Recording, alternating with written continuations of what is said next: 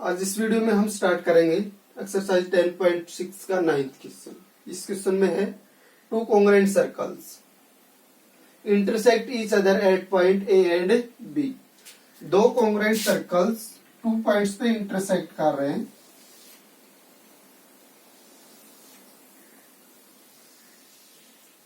Congruent होंगे तो equal,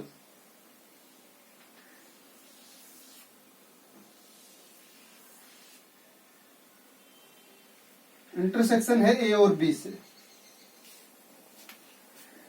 road a any line segment P A Q.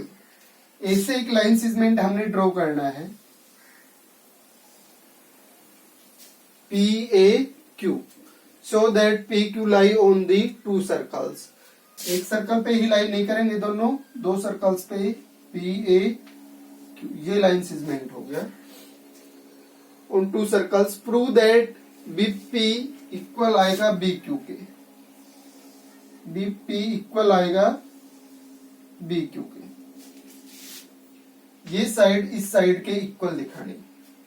अब figure के अकॉर्डिंग हम चेक कर रहे हैं तो यहां से हमें ट्रायंगल मिल रही है बी पी क्यू, जिसमें हमें दो साइड्स इक्वल दिखानी है। और ट्रायंगल में दो साइड्स इक्वल कब हो सकती हैं? जब उसमें दो एंगल्स इक्वल हो। इट्स मींस इन साइड्स के अपोजिट एंगल, इस साइड का अपोजिट एंगल ये और इस साइड का अपोजिट एंगल ये दोनों एंगल्स अगर इक्वल प्रूव हो जाए तो ये दोनों साइड्स इक्वल बोली जा सकती हैं ट्रायंगल यूज करके पीबीक्यू। पीबीक्यू में अगर दो एंगल्स इक्वल हैं तो ये दोनों साइड्स इक्वल बोली जा सकती हैं। इनको इक्वल प्रूव करेंगे आप एंगल्स को पहले हम। तो given to circles, to congruent circles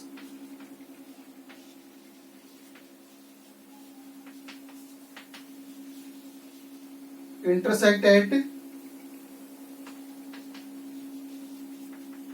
A and B.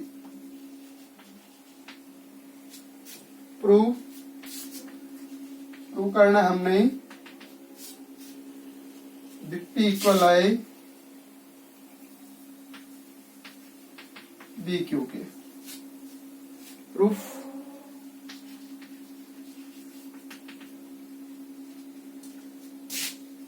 ये कॉमन कोड हो जाएगी दोनों में ए बी। अगर सर्कल इक्वल है तो इक्वल सर्कल्स में इक्वल कोड के कोरस्पोंडिंग जो आरएक्स होंगी वो क्या होंगी? इक्वल। और इन कोड्स के ऊपर ये आरएक्स पे और पॉइंट्स नाम दे देते हैं ताकि पता चल जाए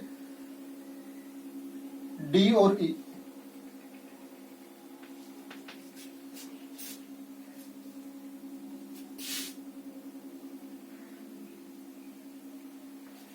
AB is common chord of two equal circles.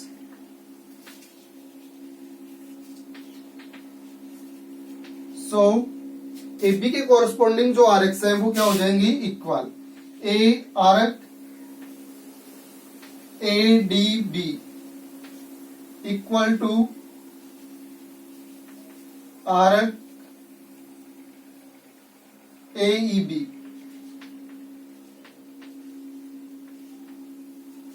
ये दोनों आर्क्स क्या है? इक्वल। और सर्कल अगर इक्वल है और उसमें अगर इक्वल आर्क्स से एंगल बढ़ेंगे तो वो भी क्या होंगे? इक्वल। जैसे अपने पास ये सर्कल हो गया और ये सर्कल हो गया, दो इक्वल आर्क्स लिए हमने। गिवन के अकॉर्डिंग ये आर्क और ये आर्क दोनों क्या है? इक्वल। सर्कल भी इक्वल है तो रेडियस भी क्या होंगी? Equal.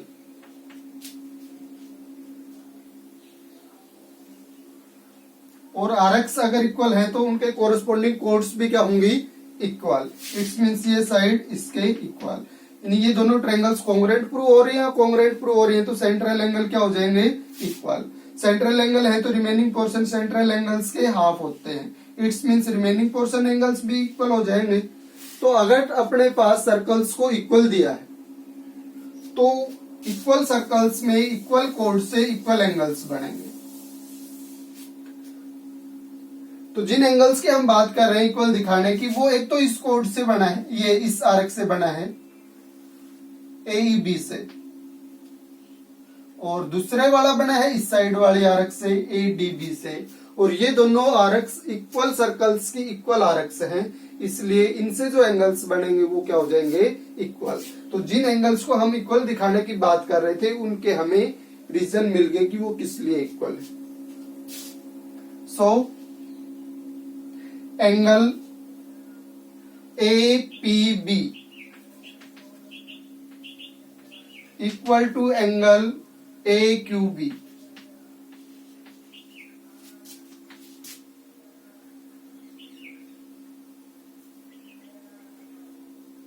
Equal arcs of equal circles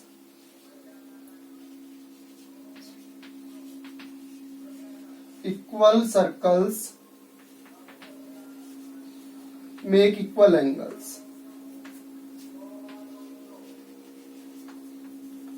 ये रीजन हो गया। APB ये जो एंगल है ये इस आर्क से बना था और AQB ये इससे बना था, और ये दोनों आर्क्स इक्वल थी, इक्वल सर्कल्स की थी, इसलिए इनसे जो एंगल्स बनेंगे वो भी क्या हो जाएंगे, इक्वल। अगर ये एंगल्स हैं तो ट्रायंगल के एंगल्स यूज कर लें। APB को क्या लिख सकते हैं, QPB। इस लाइन को हम चाहे A से स्टार्ट करें या Q से स्टार्ट करें, इस एंगल की वैल्यू चेंज नहीं होगी। तो इस एंगल को हम ट्रायंगल में कन्वर्ट कर लेते हैं। अब इसको APB को क्या लिख लेते हैं, QPB। Q वाले एंगल को क्या लिख लेते हैं फिर, A से स्टार्ट करने की बजाय PQB। Now in triangle PBQ, angle QPB equal है PQB के। ये दोनों एंगल्स इस ट्रायंगल में क्या दिखा दिया हमने, इक्वल, और ट्रायंगल में दो एंगल्स इक्वल हुए तो उनके अपोजिट साइड्स इक्वल। इस P वाले एंगल के अपोजिट साइड QB आ जाएगी, या BQ लिख रखा है, BQ लिख लो, कोई फर्क नहीं पड़ेगा इससे तो, और इस एंगल के अपोजिट PB। ये चीज प्रूव हो जाएगी फिर।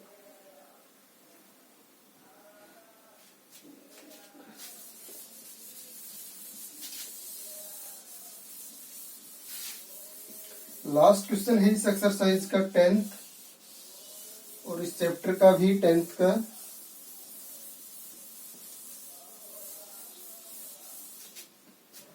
इन एनी ट्रायंगल ABC, कोई भी ट्रायंगल यूज करें ABC, if the angle bisector of angle A का बाइसेक्टर ले हम, and perpendicular bisector of BC, और परपेंडिकुलर बाइसेक्टर ले BC का, इंटरसेक्ट,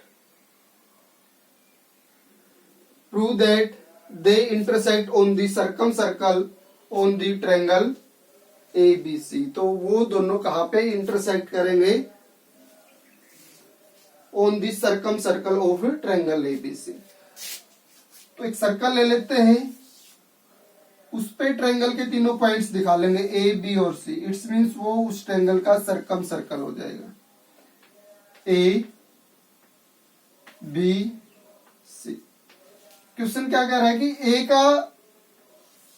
A एंगल का बाइसेक्टर ये ले लिया, मान लिया, इसने सर्कल को E पॉइंट पे इंटरसेक्ट किया, कहीं ना कहीं तो इंटरसेक्ट करेगा ये। A एंगल का बाइसेक्टर सर्कल को E पॉइंट पे इंटरसेक्ट कर रहा है, तब हमने क्या प्रूव करना है कि जो BC का परपेंडिकुलर बाइसेक्टर आएगा वो भी सर्कल को E ही पॉइंट पे इंटरसेक्ट करेगा। यानी E पॉइंट से अगर हम लाइन ड्रॉ करेंगे, परपेंडिकुलर बनाएंगे तो वो बाइसेक्ट करेगी, या बाइसेक्टर ड्रॉ करेंगे तो वो इस पे परपेंडिकुलर बनाएगी। ये चीज हमने इसमें प्रूव करवानी। M नाम दे देते हैं यहाँ पे। गिवन के according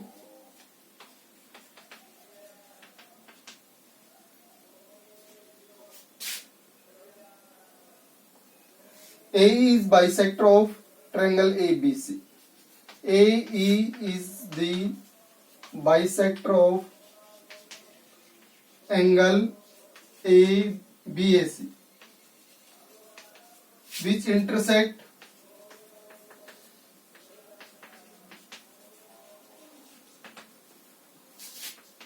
the circle at E. A का बाइसेक्टर सर्कल को ई पे इंटरसेक्ट कर रहा है, तो हमने क्या प्रूव करना है, perpendicular bisector of BC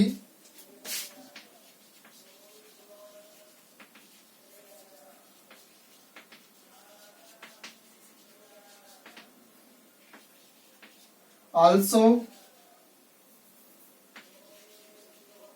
pass from also intersect the circle at E.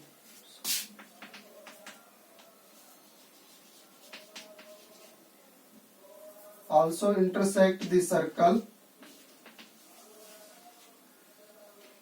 at E.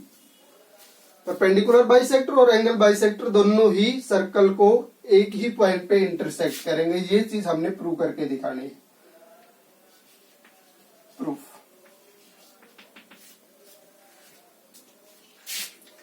Angle A का बाइसेक्टर है ये एई, इट्स मीन्स ए के जो दो पार्ट्स हैं वो दोनों इक्वल हैं। इट्स मीन्स एंगल ए के इस पार्ट को हम लिख रहे हैं B A E, angle B A E equal to angle C A E. A के दोनों पार्ट्स इक्वल, ये था गिवन।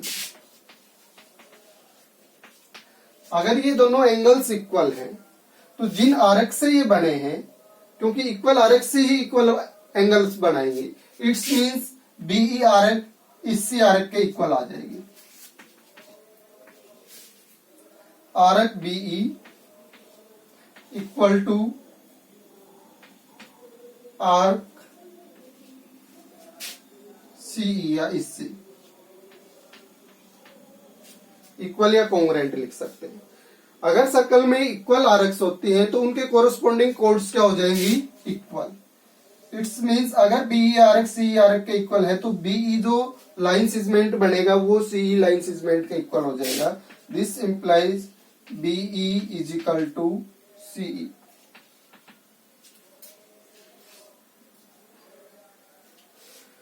नाउ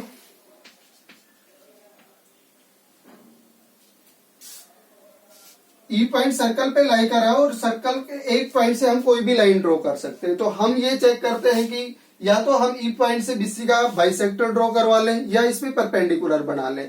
परपेंडिकुलर बनाएंगे तो हमें ये प्रूव करना पड़ेगा ये बीसी को बाइसेक्ट कर रहा है। अगर इसका बाइसेक्टर ड्रॉ करेंगे तो हमें ये प्रूव करना पड़ेगा कि ये इस पे परपेंडिकुलर बना रहा है।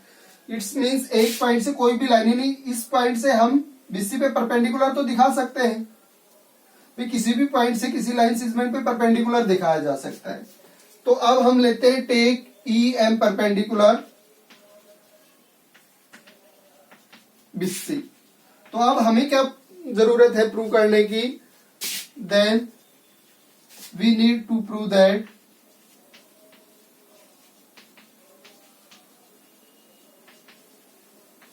ई M is bisector of BC.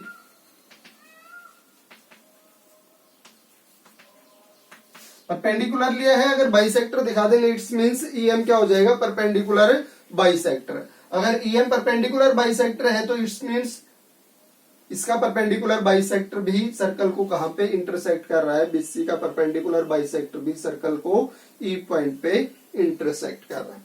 तो इट्स मीन्स अगर हमने क्या लिया है इसको परपेंडिकुलर, तो हमें क्या जरूरत है प्रूव करने की कि ये इसको बाइसेक्ट करेगा। तो इसको बाइसेक्ट करने के लिए हम दो ट्रायंगल्स यूज करते हैं। In triangle BME and triangle bisect करेगा तो बीएम के इक्वल सीएम प्रूव होना चाहिए, सीएमई। इन दोनों ट्रायंगल्स को कॉन्ग्रुएंट प्रूव करवा लेते हैं। तो इसमें एमई के कोरस्पोंडिंग बन रहा है और ये इक्वल हुआ फिर कॉमन के रीजन से। एक 90 डिग्री एंगल लिया था हमने एम पॉइंट पे बीएमई और इसमें है सीएमई। दोनों ट्रायंगल्स में एम पॉइंट पे 90 हो गया, इज 90। और एक साइड हम इनकी प्रूव करवा चुके हैं बीई और सीई। बीई किसके कोरस्पॉन्डिंग है इसमें, सीई के। BE is equal to CE, ये प्रूव हो गया, पहले से प्रूव करवा दिया हमने। अब हम चेक करते हैं, एक राइट एंगल है, एक साइड है और बीई हाइपोटेन्यूज। राइट एंगल इसमें ये है, राइट एंगल के अपोजिट बीई क्या बनेगा, हाइपोटेन्यूज। तो राइट एंगल यहां होगा तो इसके अपोजिट सी हाइपोटेन्यूज।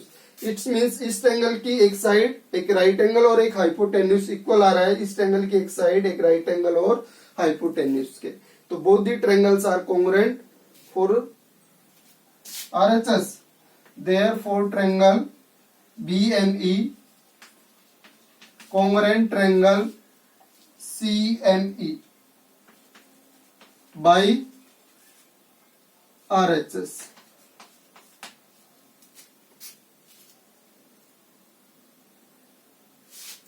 अगर ये कॉन्ग्रुएंट होगी तो कोरस्पॉन्डिंग पार्ट्स क्या होने चाहिए, इक्वल। देयर सो हमने किस किस को इक्वल दिखाना था, बाइसेक्ट होने के लिए BM और CM को। तो BM के कोरस्पॉन्डिंग क्या बन जाएगा, CM। BM is equal to CM।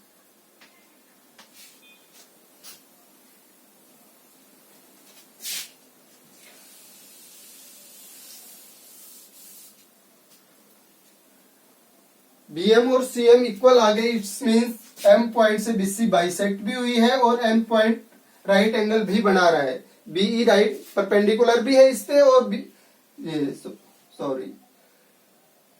M इस पे राइट एंगल बना रहा था, यानी EM परपेंडिकुलर लिया था इस पे और इसने EM ने इसको बाइसेक्ट भी कर दिया। It's means EM is perpendicular bisector of BC।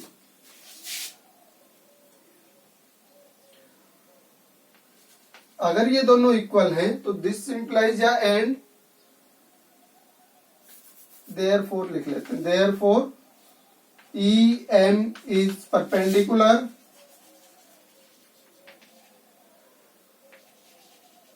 bisector of BC। So bisector of BC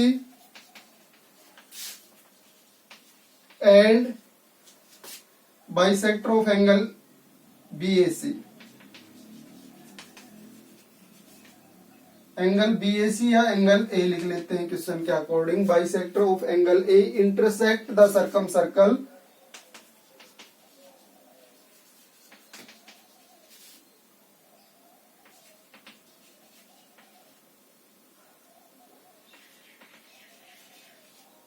at the same point E।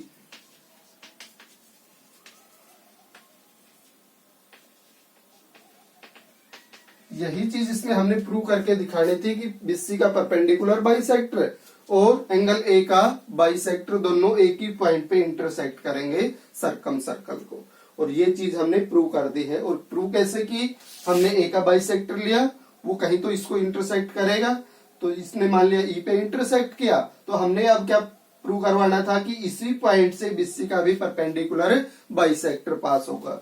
तो हमने इस पे ओनली परपेंडिकुलर ड्रॉ किया था और उसको क्या दिखा दिया कि इस पे तो परपेंडिकुलर लाइन बनेगी ई पॉइंट से, वो BC को बाइसेक्ट भी करेगी।